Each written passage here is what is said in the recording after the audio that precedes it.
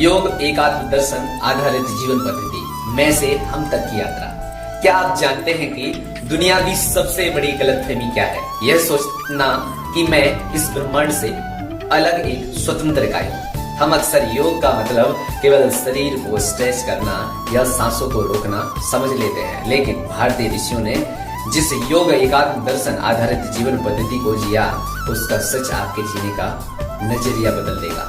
आधुनिक विज्ञान quantum physics आज हमें बता रहा है कि ब्रह्मांड की हर चीज आपस में जुड़ी हुई है, लेकिन हमारे हजारों साल पहले हमारे ऋषियों ने इसे एकात्म योग के रूप में देख लिया था और इसे अपनी दैनिक जीवन पद्धति का हिस्सा बनाया था। हमारी सनातन जीवन पद्धति में भोजन करने से पहले पंचवली यानी वैश्वदेव यज्ञ का नियम है। इसमें भोजन का पहला हिस्सा अग्नि, गाय, कुत्ते, कौवे और चींटियों के लिए निकाला जाता है। यह कोई आधुनिक या केवल पुण्य कमाने का तरीका नहीं है। इसके पीछे का गहरा फैक्ट यह है कि आप अकेले जिंदा नहीं रह सकते।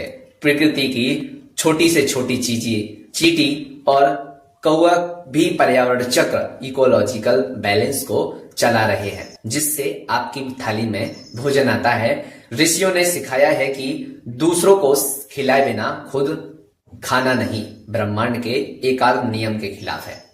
आध्यात्मिक संदेश, द स्पिरिचुअल मैसेज। योग एकात्म दर्शन का सीधा मतलब है जो पिंड में है वही ब्रह्मांड में है।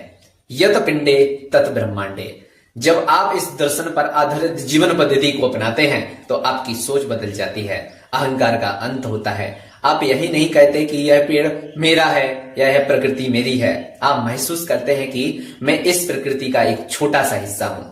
व्यवहारिक योग, जब शरीर के हाथ में चोट लगती है तो आंख से आंसू निकलते हैं और दूसरा हाथ दवा लगाने दौड़ता है। क्यों? क्योंकि दोनों एक ही शरीर के अंग हैं। ठीक वैसे ही जब समाज के किसी दूसरे व्यक्ति को दुख हो और आपके दिल में दर्द महसूस हो, वही असली एकात्म योग है।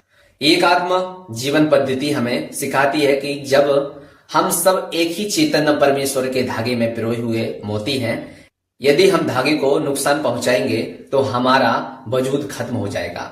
योग केवल चटाई मैट पर 10 मिनट शरीर को मोड़ना नहीं है, बल्कि 24 घंटे हर जीवन के प्रति करुणा, एकात्मता का भाव रखना सच्ची योगिक जीवन पद्धति है।